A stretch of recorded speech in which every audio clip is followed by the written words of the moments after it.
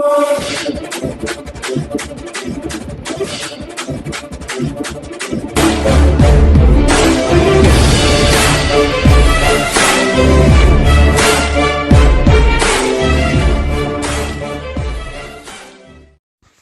प्यारा Hindustan news channel में आपका हार्दिक स्वागत है। खबर भिवानी से। कांग्रेस के पूर्व सांसद श्रुति चौधरी ने कहा, अंबानी परिवार की शादी में जाने के लिए पीएम के पास है वक्त, किसानों के लिए नहीं है समय। श्रुति चौधरी ने कहा, किसानों से वादा, अंत तक रहूंगी आपके साथ। नेता अपने आप को भगवान समझने लगते हैं, तब जनता ऐसे नेताओं का गरूर जरूर तोड़ती है। श्रुति चौधरी ने ट्रैक्टर रैली को दिखाई हरी झंडी। श्रुति चौधरी ने कहा, पीएम नरेंद्र मोदी संवेदनहीन किसानों की मौतों पर 1 मिनट का मौन रखकर नहीं दी श्रद्धांजलि।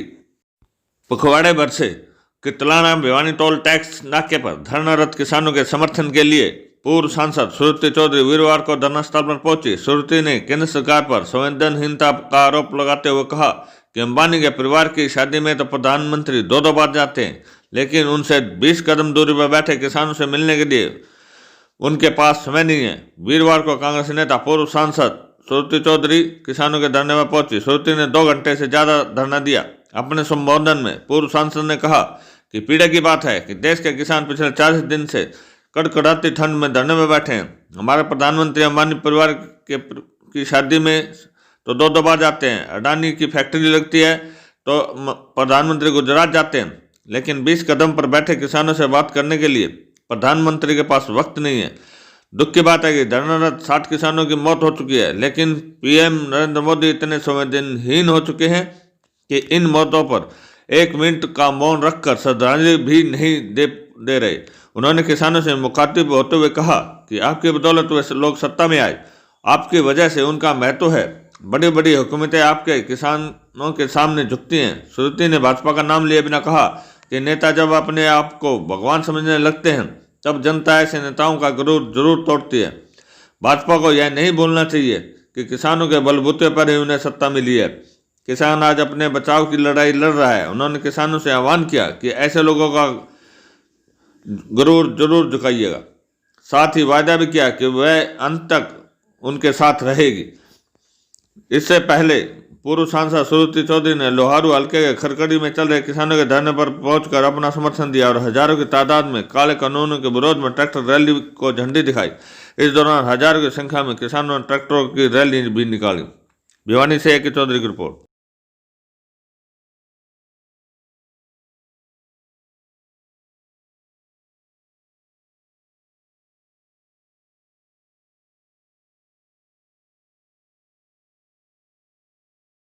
बड़े बुजुर्ग, मेरी आदरणीय और प्यारी बहनें, भाइयों को बहुत नमस्कार।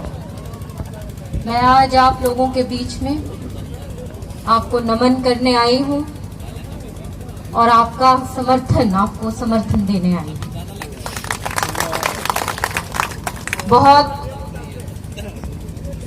ये पीड़ा की बात है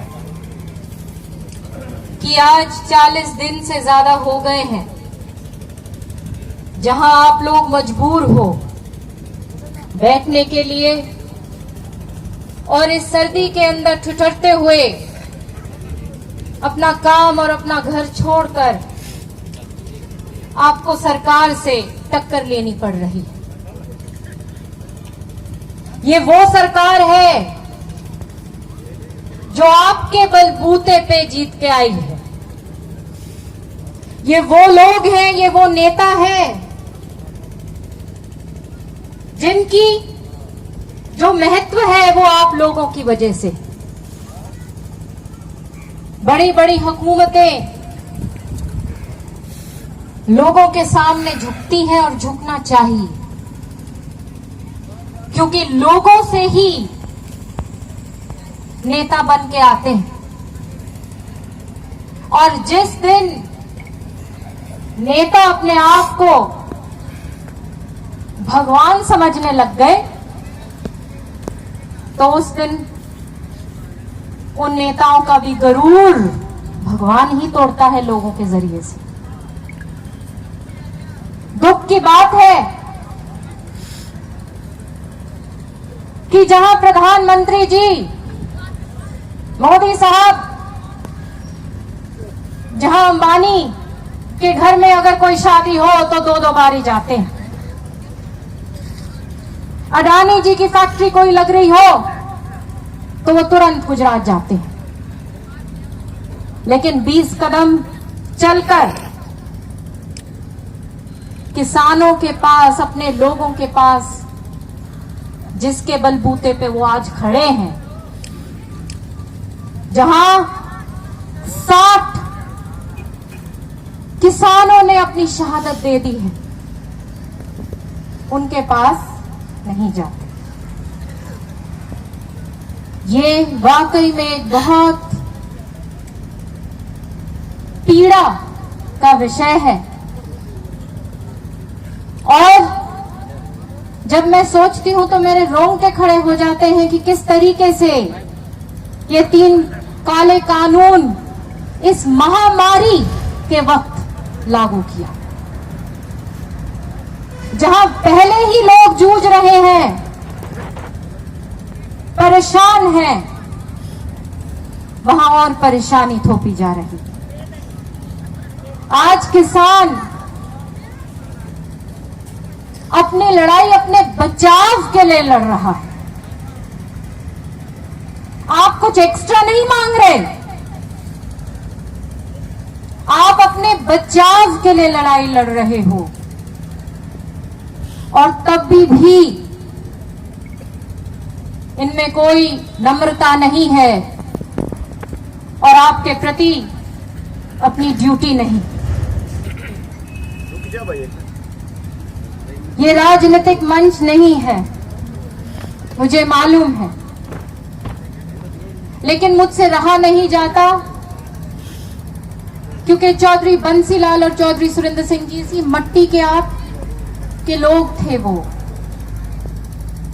और किस सपने के साथ उन्होंने इस प्रदेश में मेहनत करी थी। और उनकी पोती होने के नाते, जैसे आपने कहा, उनकी बेटी होने के नाते, मैं आपको कहना चाहती हूं कि अंत तक मैं आपके साथ खड़ी। मैं सारे अपने बुजुर्गों को, जितने भी लोग आंदोलन में शामिल हैं, अपने भाइयों को, बहनों को, सबको मैं नमन करती हूँ और समर्थन देने आई हूँ। बहुत दुख की बात है कि आज ये दिन हमारे किसानों को देखना पड़ रहा है, जिसके बलबूते पर ये सरकार जीत के आई थी, झूठी झूठी बातें करके आई थी, और आज के दिन किसान अपने अस्तित्व के लिए, अपने बचाव के लिए लड़ रहा है। और इससे भी कड़ी निंदा करने वाली इस बात पे है कि कोई भी विकल्प नहीं सामने नजर आ रहा। बार बार बैठ के दौर जो चल रहा है, नतीजा नहीं निकल रहा है, क्या मान के चल रहा है? यही तो बात है ना, जब इच्छा ही नहीं है सरकार झुकने की लोगों के सामने, और इतने अहंकार के साथ बैठे हुए हैं। आज के दिन 60 के करीब हमारे किसान भाइयों ने शहादत दी है, लेकिन कोई पूछने आया? यहाँ वहाँ जब कोई भी बात हो जाती है, घटना हो जाती है, या अंबानी जी के यहाँ जाना पड़ता है, मोदी जी को, या अडानी जी के पास जाना पड़ता है, वहाँ पे तो भागे भागे जाते हैं। दुख की बात है कि प्रधानमंत्री जी आज के दिन किसानों के साथ 20 कदम आगे जाकर बढ़कर बात नहीं कर पा रहे। कैसे हल निकलना चाहिए? कानून के बारे में क्या राय है आप? देखिए, जिस प्रकार आज किसान अपने आप को बरकरार रखने के लिए लड़ाई लड़ रहा है, कोई एक्स्ट्रा नहीं मांग रहा। जो ऐसे 50 साल पीछे जिस प्रकार से एक व्यवस्था दी गई थी किसान को, वही तो मांग रहा है। एक्स्ट्रा क्या मांग रहा है? और वो ही नहीं दे पा रहे, तो फिर बचा क्या? आपका लेख भी छपा था और उसमें काफ़ी विस्तार से आपने इसको पढ़ा है, तो क्या कमियां हैं इसके अंदर? बहुत कमियां ही कमियां हैं। आप सिंपल सी आप बात लगा लीजिए कि जहाँ पे जो सरकार MSP देने के लिए तैयार नहीं, और किस प्रकार का सेफ्टी नेट वो देगी किसानों को? एक सिंपल सी बात, जहाँ MSP आप नहीं दे सकते तो और आप क्या करोगे किसान के लिए?